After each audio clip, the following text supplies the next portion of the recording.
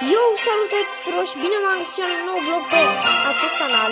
N-am mai făcut un vlog de mult și m-am gândit să fac un vlog cu box opening de 5 big box-uri de la Brawl Pass. Ei bine, după cum puteți observa, eu gen am terminat Brawl Pass-ul și am ajuns la bonus big box. Și m-am gândit să fac un box opening cu 5 big box-uri și hai să strângem la acest episod 10 like-uri dacă puteți mai mult. Și nu uitați să vă abonați la canalul meu. Ok. Hai să începem cu primul big box. Să vedem. Poate strălucește. Strălucește, nu cred. Ia să vedem. Star Power. Ok. Deci mi-a picat Star Power pe Shelly. Ok, e bun. Deci am și o Power 10 pe Shelly, ok? Ok, hai să vedem ce big box. Strălucește. Strălucește. Gadget. Da.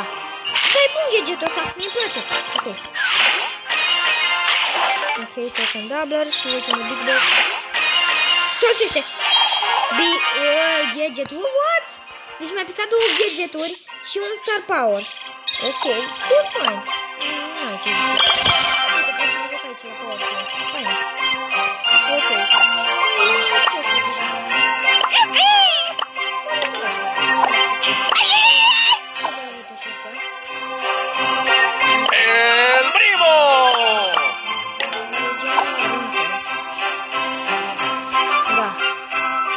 Showtime!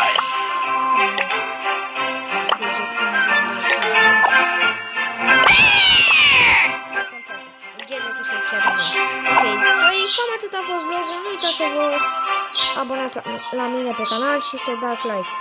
Eu am fost Răzvan, pa! Și ne revedem data viitoare cu